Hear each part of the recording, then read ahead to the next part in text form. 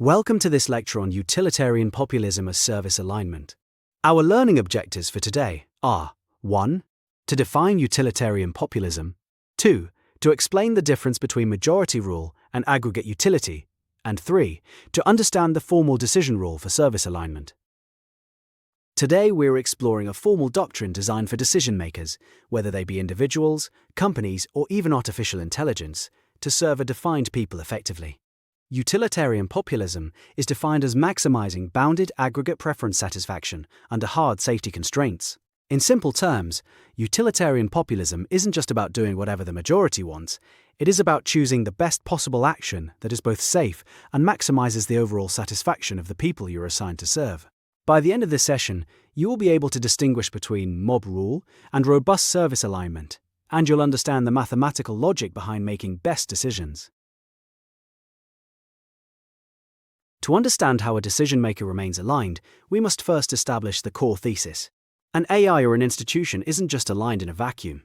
It must be aligned to someone using a specific rule while following certain boundaries. Utilitarian populism is the doctrine that legitimate agency consists in serving a defined people by selecting, from the feasible and safe decision set, the action that maximizes aggregated preference satisfaction for that people. Notice the emphasis on feasible and safe. It is not enough for a decision to be popular, it must be permissible. This definition shifts the focus from power to service.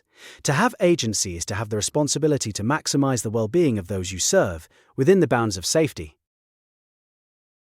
Let's break this down into a formal decision rule. This gives us a rigorous way to calculate what the best decision actually is. First, let's define our variables. P is the population served, Y is the set of all possible decisions. U subscript I of Y represents person I's preference satisfaction for decision Y. W subscript I is the weight or importance given to person I, and C of Y is the safety constraint. It is true if safe, and false if not. We define the optimal decision, Y star, using this formula. In plain English, we are looking across all decisions in set Y.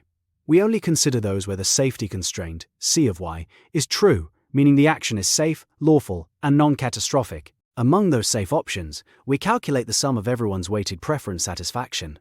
The decision that results in the highest total is our winner. This isn't just math, it's a way to ensure that best is defined by the people's needs, filtered through a safety cage. You might ask, is this just majority rule with extra steps?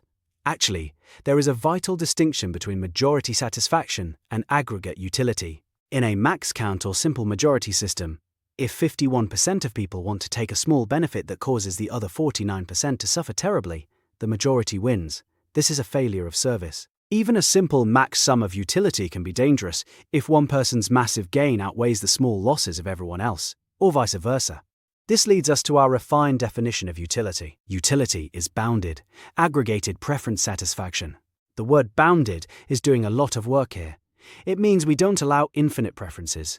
No single person or faction can claim their preference is so important that it overrides everyone else's safety or basic rights. By normalizing preferences, for example, giving everyone a fixed amount of preference credits to spend, we prevent the system from being hijacked by the loudest or most extreme voices. The beauty of this doctrine is that it generalizes across all scales of human and technical systems. Whether you are looking at a household or a global AI network, the central idea remains: to serve is to optimize for the utility function of the served. In a family, it means making decisions that benefit the whole unit, rather than just the child who screams the loudest. In a business, it means serving customers while maintaining the hard constraints of safety and law. Similarly, in a democracy, we optimize for citizen satisfaction while preserving constitutional rights. And for AI, it is about increasing validated human preference satisfaction for the people the system serves. We must accept that people do not naturally share a single utility function. We have different risks, timelines, and identities.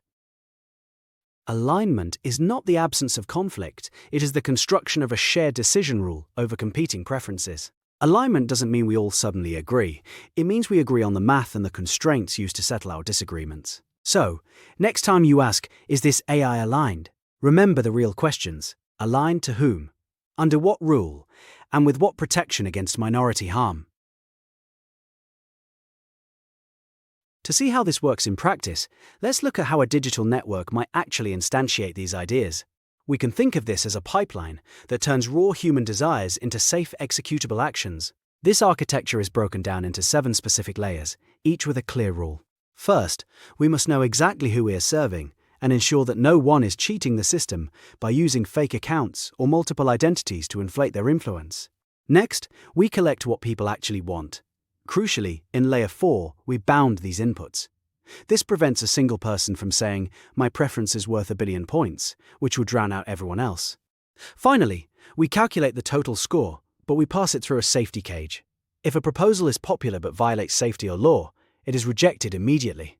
After execution, we look back to see if the decision actually helped people, allowing the system to learn and improve over time. Let's take a closer look at that safety cage concept. A robust system must distinguish between what is popular and what is admissible. Just because a majority might want something doesn't make it a valid choice if it crosses a safety line. The logic works like this. We only execute a decision Y if it is valid, safe, and constitutional. Additionally, Y must be the action that maximizes the expected welfare among those safe options. This logic ensures that the people choose among safe futures. They do not get to choose an unsafe world. To make this even more realistic, we use a version of expected welfare that includes specific penalties. Here is the formula for expected welfare. It starts with the sum of weighted utilities, but then we subtract penalties for risk, minority harm, centralization, and irreversibility. By subtracting these penalties, we mathematically discourage decisions that might look good in the short term, but carry hidden costs. For example, the irreversibility penalty prevents us from making a choice that we can never take back if it goes wrong. The core principle remains. The people choose among safe futures. They do not get to choose an unsafe world. This formula converts utilitarian populism from a potential mob rule into a stable constitutional welfare optimization.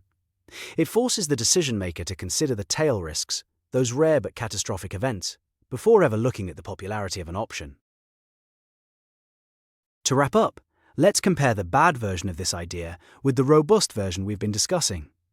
It's easy to get them confused, but the outcomes are worlds apart. In the bad version, whatever most people want wins.